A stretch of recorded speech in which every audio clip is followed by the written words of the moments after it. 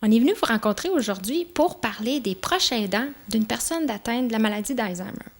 Mais pour commencer, qu'est-ce qu'on fait quand on pense que quelqu'un près de nous serait atteint de la maladie? Premièrement, je pense que c'est important d'en parler avec la personne. Peut-être lui parler si elle a observé elle aussi, qu'elle faisait des oublis, s'il y avait des choses qui l'inquiétaient, puis peut-être lui dire que nous, ça nous inquiète aussi. Puis par la suite, ce qu'on va faire, bien, peut-être lui proposer qu'on fait un appel chez le médecin, puis l'accompagner. Parce que souvent, ce qui peut arriver, c'est que la personne peut avoir des oublis, mais ça veut pas dire que c'est causé par une maladie cognitive comme la maladie d'Alzheimer. Ça peut être causé par une dépression, un autre trouble de santé. Fait que le médecin, lui, ce qu'il va faire, il va vraiment enlever tout ce qui peut être cause physique, puis par la suite, dire « Ah, ben là, c'est vrai, c'est peut-être la maladie d'Alzheimer. » Mais c'est ça. Mais il faut accompagner la personne puis la sécuriser. Comment il faut réagir si on a une personne près de nous qui est confuse? OK. Donc, si on a une personne atteinte d'un trouble cognitif puis qu'elle est confuse, premièrement, il ne faut pas la contredire. Ça, on appelle ça, c'est l'approche de base. Parce que, imaginez-vous aussi dans votre vie, tu oublies plein de choses, tu es confus, tu me dis « Ah, mais là, je suis en France. » Bien, je dis « Ben non, on n'est pas en France, on est au Canada, qu'est-ce que tu dis là? » Puis là, tu me dis « Ah, il est bon, le poulet. » C'est pas du poulet, c'est du bœuf. Puis là, la personne te reprend toute la journée de même. À force de te contredire, tu vas devenir agressif. Puis ça, je pense que c'est n'importe qui. Fait que quand une personne est confuse, il ne faut pas la contredire. Puis aussi, des fois, à un moment donné, si on voit que dans sa confusion, il y a comme peut-être l'anxiété qui s'installe, tout ça, bien, on va faire de la diversion, on va l'amener ailleurs. Fait que c'est pour ça aussi que si votre proche vous parle, mettons, puis vous parle d'un être qui était proche de lui puis qui est décédé, on lui dira pas qu'il est décédé. Okay. Ce qu'on va faire tranquillement, ce qu'on va lui dire, bien, on va lui parler de la personne. Comment qu'elle était ta mère? Hein? Te rappelles-tu, elle faisait un beau jardin.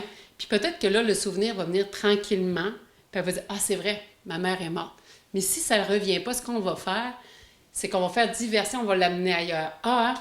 Ta mère faisait un bon jardin? Oui. Toi, en faisais-tu un jardin? » Puis là, on va commencer à parler du jardin, puis l'amener ailleurs. Okay. Fait que là, ça va faire que probablement la confusion va arrêter. Okay.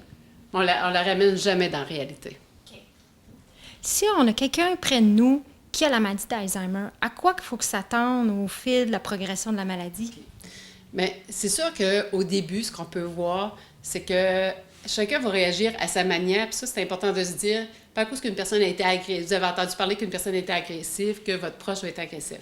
Par contre, ce qu'il faut savoir au début, bien, la personne peut avoir un état dépressif parce que, tu sais, on s'aperçoit qu'il se passe quelque chose, puis ça fait peur, la maladie d'Alzheimer. Fait que là, c'est ça, il peut y avoir un état dépressif qui s'installe. La personne peut avoir tendance à s'isoler parce que là, elle s'aperçoit qu'elle oublie des choses ou quand on est des grands groupes, on n'est pas capable de tout comprendre. Fait que souvent, dans des grands groupes, elle, ce qu'elle va faire, si tout le monde est dans la cuisine, tranquillement, elle va s'en aller dans le salon tout seul. Fait que ça va être des signes aussi qui vont nous mettre une puce à l'oreille aussi, là. Plus la maladie progresse, plus c'est demandant pour les proches aidants. Oui. Est-ce que vous avez des services pour eux autres? Oui. Ce qui est important pour les proches aidants, c'est de venir nous voir. Premièrement, mieux comprendre la maladie. Ça va vous permettre de comprendre certains comportements, puis comprendre peut-être des fois que la personne ne fait pas exprès d'agir d'une certaine façon. Aussi, apprendre l'approche. Je vais éviter peut-être plusieurs crises, puis peut-être vous aider. Puis en plus, au niveau de la Société Alzheimer, on a plusieurs services qu'on peut offrir. Donc, il y a le répit qu'on offre 2 fois par semaine à Bonaventure. Puis aussi, on a des services, justement, on peut vous prêter des livres. Il y a une intervenante qui peut venir vous rencontrer soit à domicile ou vous pouvez venir au bureau pour apprendre des trucs, apprendre sur l'approche. On a des cafés-rencontres, des ateliers de formation. Okay. Donc, c'est important le plus important devant la maladie, c'est s'informer puis d'en parler. Okay. Auriez-vous un message pour les personnes proches aidants qui ont une personne atteinte de l'Alzheimer près d'eux autres? Bien, moi, je pense que s'il n'y a pas de diagnostic, c'est peut-être, premièrement, faire le premier pas, aller voir votre médecin pour avoir le diagnostic, puis par la suite, de venir nous voir pour vous accompagner là-dedans, ça va être plus facile. Parce que puisqu'on sait comment bien agir, mieux ça va se passer.